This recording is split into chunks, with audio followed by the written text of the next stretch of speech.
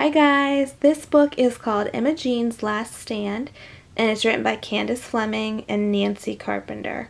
So big thank you to Candace and Nancy and our mystery surprise guest. Oh, he's creeping in.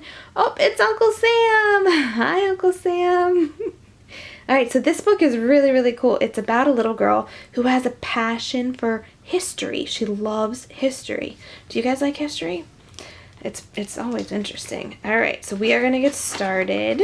Imogene's Last Stand. And hopefully she teaches us a thing or two. Okay. Liddleville, New Hampshire was small.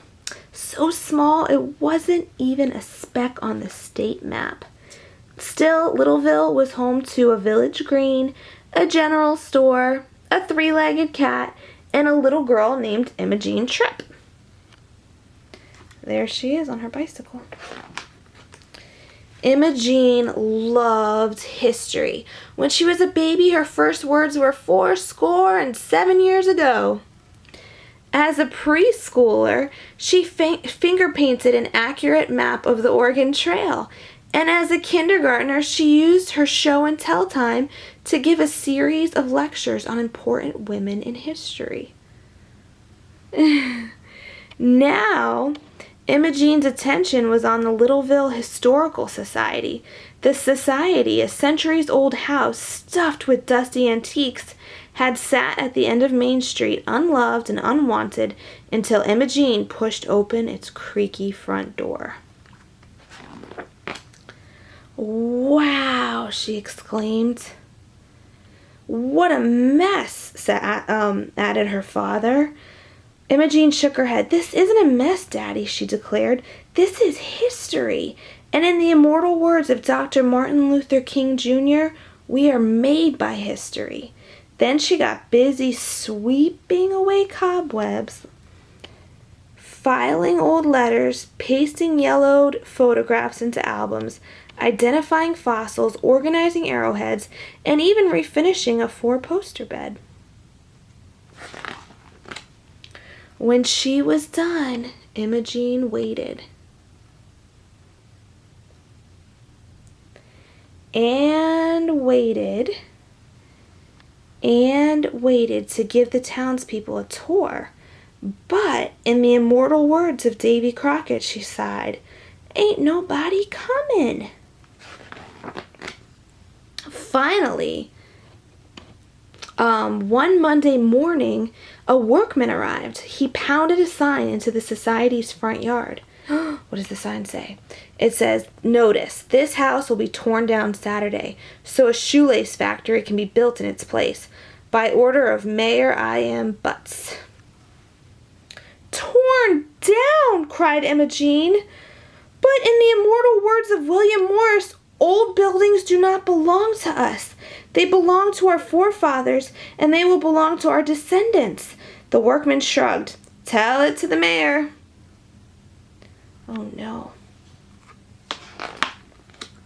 So Imogene did. When she finished, Mayor Butts shook his cheeks. My position is firm.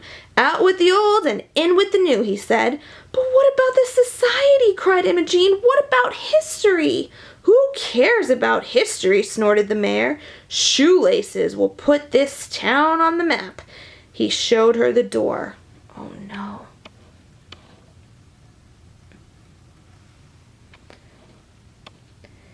Out on the sidewalk, Imogene fumed. "I won't let it happen. In the immortal words of John Paul Jones, I have not yet begun to fight." Oh, she's feisty. I like that. She's not giving up. And fight she did. Tuesday morning, dressed in her Paul Revere costume from Halloween, Imogene galloped up and down Main Street. "The bulldozers are coming! The bulldozers are coming!" she shouted. No one heeded her cry. Finally, Mr. Tuttlewit stepped out of the general store. "Hold your ponies, little missy. Don't you know shoelaces are going to put this town on the map?" Imogene snatched up her stick horse. In the immortal words of Theodore Roosevelt, "Balderdash!" She stomped home to her father.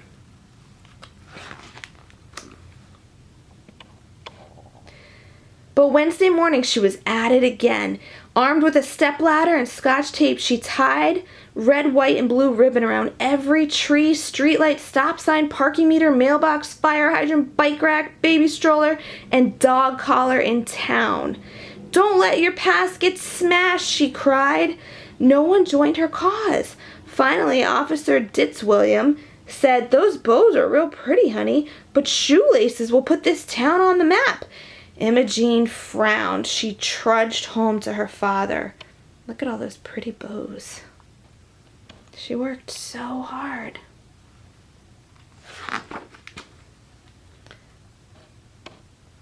But Thursday morning she was back.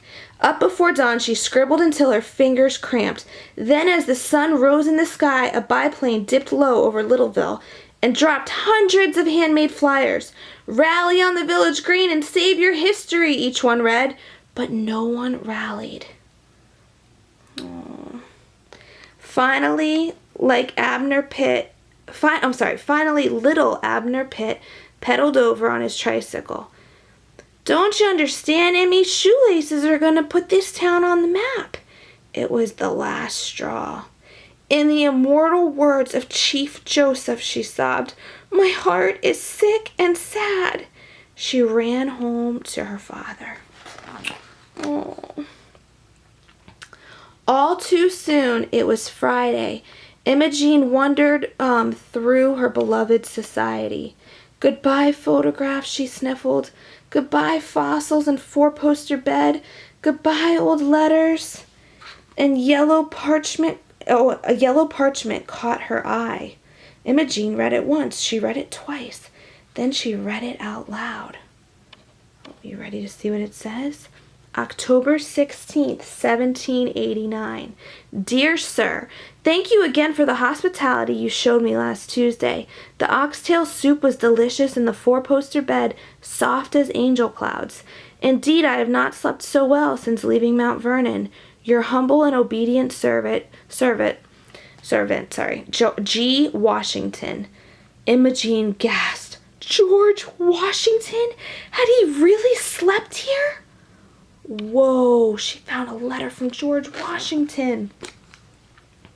So let's see what she does. Quickly, she wrote a message explaining everything to the renowned Liddleville historian, Professor Cornelia Passmatters. "Please hurry," Imogene begged. Then she clicked send and began to paste. Time! If only she had more time. But how could she get some? Then inspiration struck, and Imogene sprang into action. Oh no, there's the bulldozers. When Saturday and the bulldozers arrived, Imogene Tripp stood ready. In the immortal words of the Vietnam War protesters, she shouted, "Heck no, I won't go." The bulldozers growled to a stop, watching and waiting. Look what she did. She's refusing to go. Her father came on the run. Oops, sorry. Here he comes running. "Imogene, get out of the way!" But Imogene squared her shoulders. "Daddy," she declared, "in the immortal words of Abraham Lincoln, a great oak is only a little nut that held its ground. I'm holding my ground."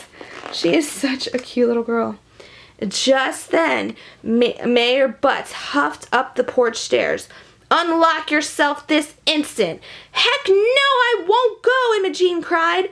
The mayor whirled on Imogene's father. "Do something." Imogene's father looked from the mayor to his daughter and back again. "Heck no, we won't go," he finally cried. Mayor Butts's nostrils flared. "That pipsqueak can't stay on that porch forever, and when she moves, smash!" He stomped back to the bulldozers.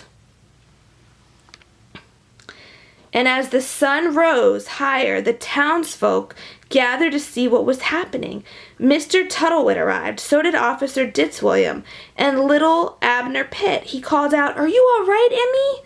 "In the immortal words of President Martin Van Buren, I'm okay," she replied firmly.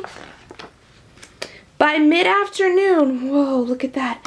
By mid-afternoon, TV reporters had arrived. They rushed to interview the little girl who refused to leave the porch.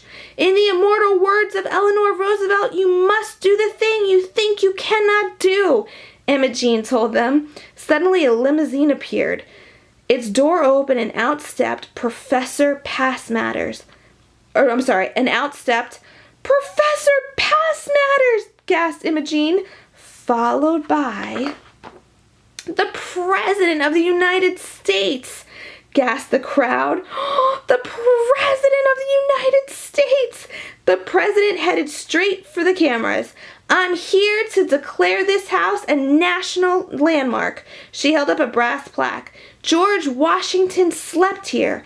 Imogene whooped. "We did it!" "Yes, indeed," agreed Professor Passmatters. "I'm so proud of you," said Imogene's father. Little Abner Pitt stepped forward. "Wait," he cried.